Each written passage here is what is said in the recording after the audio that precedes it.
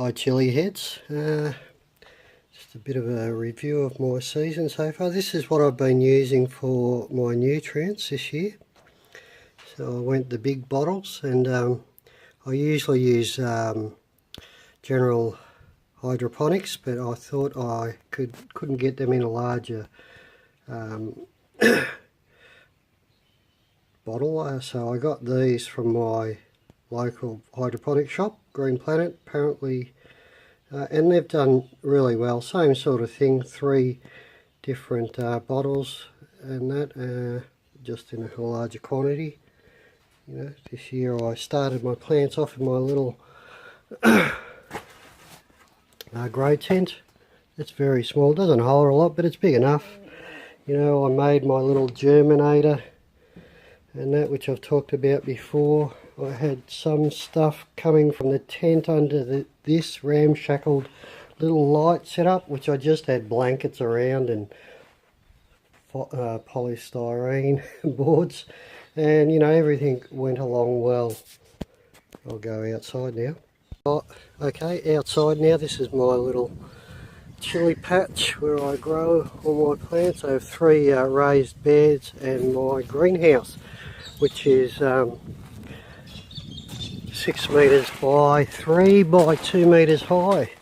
And in here I have all my plants, and I have quite a variety this year.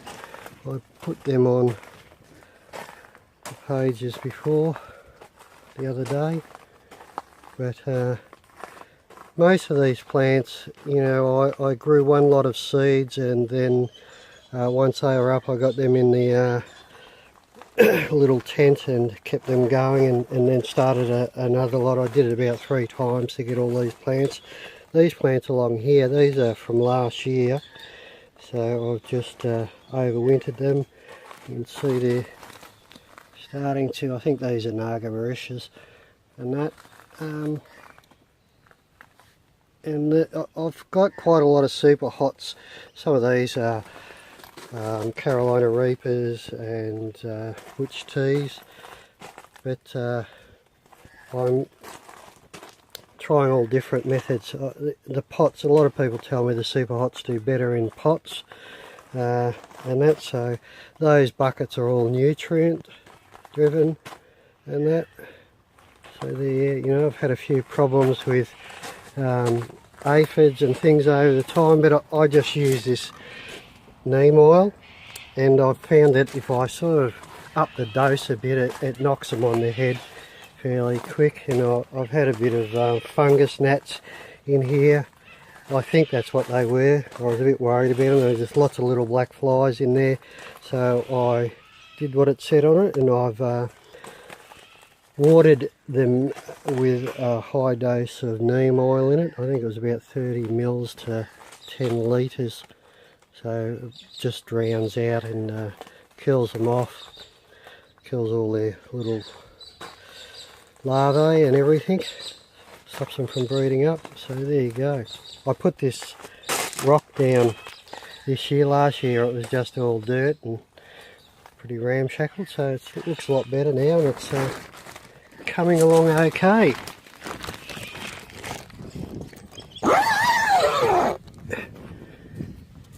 Out here, I redid my beds this year from last year. I had one of these beds inside the greenhouse, but I've I put all piles of wood underneath this on each bed, and then layered them with mushroom mulch, and then on top I've put a veggie mix soil from the local sand and soil place. And last year I had so many chilies in here. It was just the ground was a mat of roots, and they were just strangling each other. So I took some advice, and I've gapped them a lot more, a lot less chilies in the beds.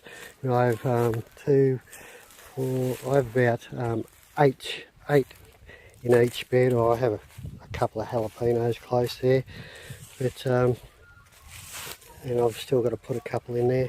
Put that one in there yesterday from a pot.